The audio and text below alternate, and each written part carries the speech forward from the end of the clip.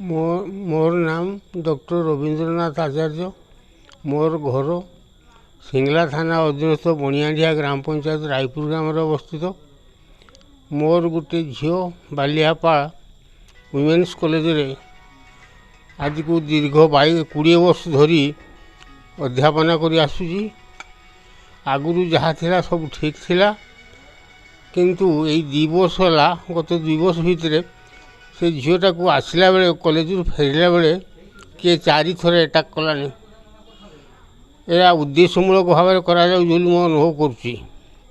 गला 11 तारीख दिन से कॉलेज फेरुला बेले देवभोग छक निकटस्थ गोटे जगार हठात जड़े पछरू द्रुत गति आसी ताकू धक्का दे पड़ेगला, जहाँफल झील 3-4 पाल गलीगला, तार गाड़ी भी भांगीगला, ता संगे संगे से अचेत हो गला। किंतु पछरू जड़े स्वामी स्त्री गाड़ी चढ़ी आसुवा देखा मिला और सी आसी सांगे सांग झील को उठी नहीं इड़को डाक्तखाना एडमिशन कर दी से चलीगले। तापर आमे सब खबर पाई पछर दौड़ला बेलू घटना देखा या आम सांगे सांगे ताकू सेठारु बालेश्वर मुख्य हॉस्पिटल को नहीं ताकू चिकित्सा करागला एवं तार बहुत जगह क्षत विक्षत होता उपरे ता मथारे हेलमेटा थिला बोली से बंची बर्ती गला, नहले सांगे सांगे तो मृत्युवरण करता। वर्तमान से चिकित्साधीन अच्छी। सन्देह तो कहारी को करूना, तथापि सन्देह जना पड़ुची कई जड़े उद्देश्यमूलक भाव में ताकू अटैक करुच्ची। कौन पाई करुच्ची आ सेटा किसी जना पड़ुनी। तेणु मु पुलिस प्रशासन तथा अन्यान्य सद्व्यक्ति बुद्धिजीवी ज्ञानी एमान को विनम्र निवेदन करुच्ची ए विषय टिके ध्यान दे ए पिलाटी को कॉलेज को जीवा आसा करिवार टिके साहाय्य कले मु उपकृत हेबी। आउ नहले से बहुत भय करुच्ची कॉलेज जीवाई।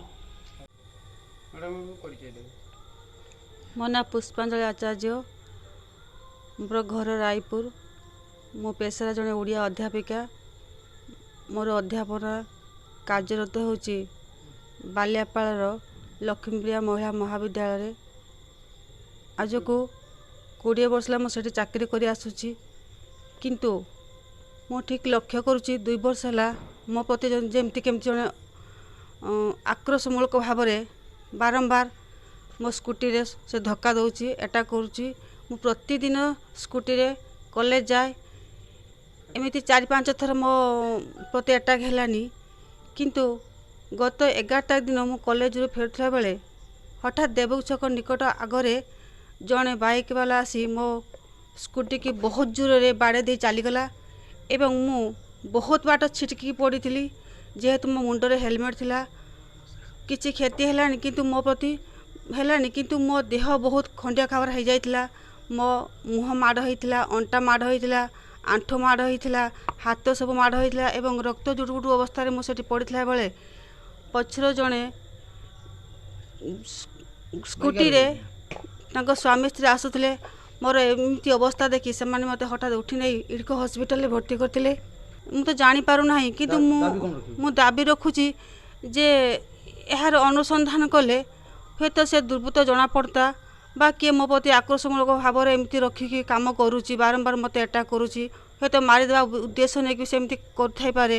आपण कॉलेज प्रशासन कोन माने दाबी रखे कॉलेज प्रशासन कोन अनुरोध करिवे? मु भी तांको जणाउची जे से माने भी मध्य यार तुरंत पदक्षेप नियंतु बा अनुसंधान करंतु, जहाले एटा लोकलोचन को आसी पारिबो बा समस्त जानि पारिबे बा मु भी मध्य जानि पारिबी।